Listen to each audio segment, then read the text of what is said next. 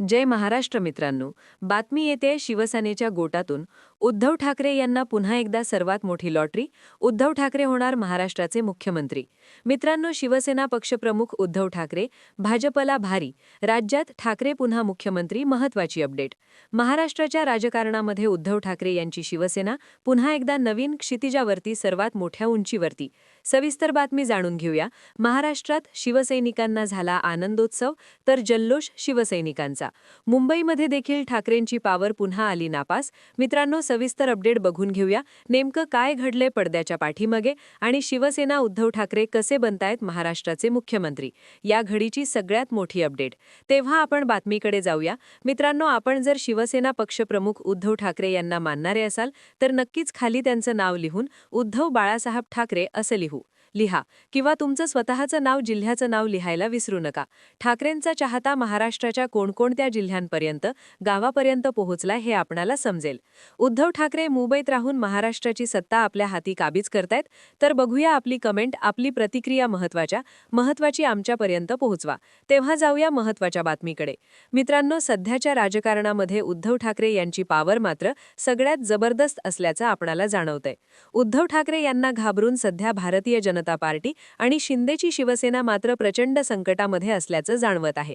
दोन्ही पक्षांनी जरी प्रसार माध्यमासमोर म्हटलं की आमच्यामध्ये कोणत्याही प्रकारचे वादंग नाहीत, मात्र ग्रास रूट लेवलपासून ते वरपर्यंत येईपर्यंत दोन्ही पक्षामध्ये प्रचंड संतापाची भूमिका सध्या असल्याचं आपणाला ग्राउंड लेवलला जाणवत आहे.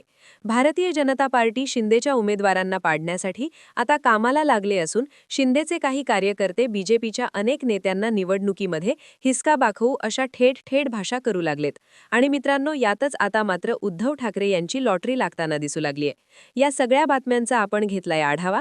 ती आता बातमी महत्त्वाची स्वरूपासह आपण तुमच्यासमोर मांडत आहोत. महाराष्ट्राच्या राजकारणामध्ये शिवसेना हा पक्ष केवळ एक राजकीय संघटना नसून तो भावनांचा महासागर आहे. बाळासाहेब ठाकरे यांनी स्थापन केलेल्या या पक्षाने महाराष्ट्राच्या मनावरती, मराठी मनावरती गेली अनेक दशके राज्य केलेलं आहे.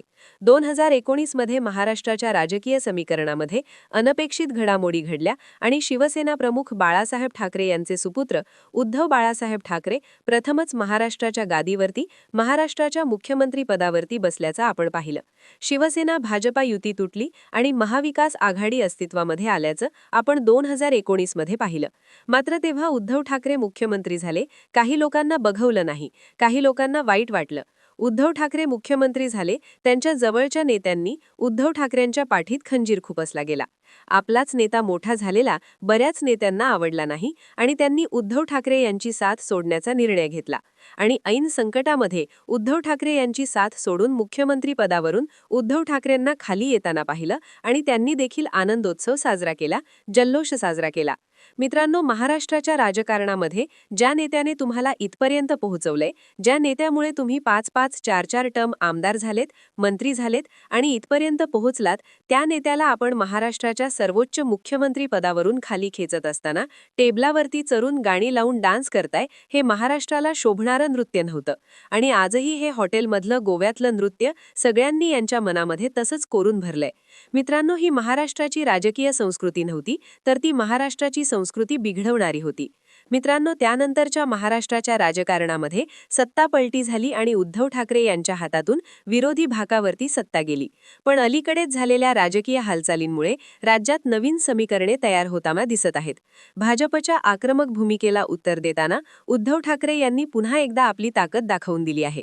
शिवसेनेच्या कार्यकर्त्यांचा उफाळलेला जनसमर्थनार्थ लाट, भाजपच्या नेत्याविरोधात वाढत असलेला रोष आणि सर्वसामान्यांच्या मनात ठाकरे कुटुंबांविषयी असलेली आपुलकीचे स्थान, या सर्व घटकांच्या आधारे आता पुन्हा एकदा चर्चा सुरू झाली आहे. सुप्रीम कोर्टाच्या निर्णयानुसार राज्यात पुन्हा हवे तर ठाकरेच आणि उद्धव ठाकरे मुख्यमंत्री हवे. शिवसेना भाजपा 25 वर्षापेक्षा जास्त युती टिकले.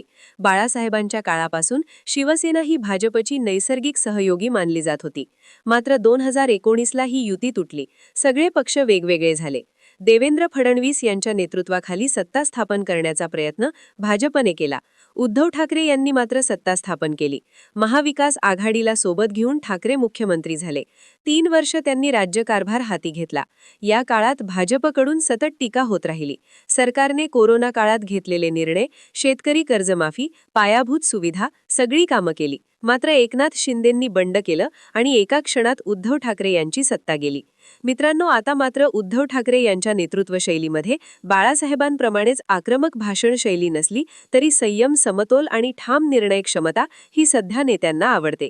शिंदे गटाने शिवसेनेचे नाव चिन्ह वापरलं तरी उद्धव यांच्यासोबतच मूळ शिवसैनिक भावनिकदृष्ट्या जोडले गेले आहेत.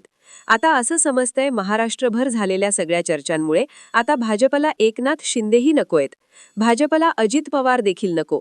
भाजपला आता हवेत फक्त उद्धव बाळासाहेब ठाकरे. उद्धव ठाकरे यांनी भाजपवर नेहमीच विश्वासघाताचा आरोप जरी केला असला तरी देखील गेली 25 वर्षांची साथ मात्र आजही आगामी काळात कायमस्वरूपी पुढे राहील असं सध्या जाणवतंय. एकनाथ शिंदेच्या शिवसेनेला आणि अजित पवारांच्या राष्ट्रवादीला या महाराष्ट्राच्या राजकारणातून बाहेर करण्याची प्रक्रिया भाजप लवकरच राबवू शकते आणि त्यानंतर मात्र महाराष्ट्राचं राजकारण अगदी उद्धव ठाकरेंच्या हातामध्ये येऊन उद्धव ठाकरे पुन्हा एकदा महाराष्ट्राची चावी आपल्या हातात घेऊ शकतात.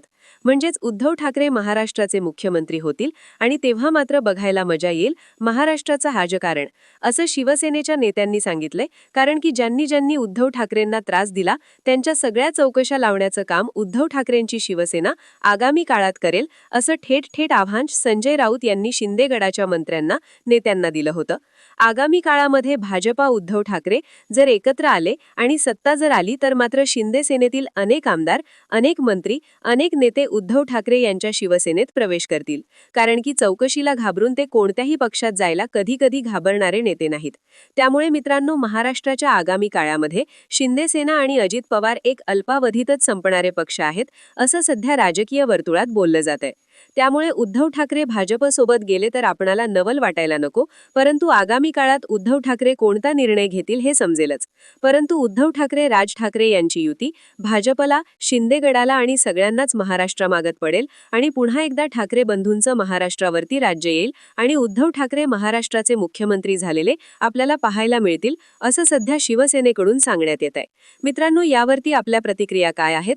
उद्धव ठाकरे पुन्हा महाराष्ट्राचे मुख्यमंत्री होतील? प्रतिक्रिया द्या.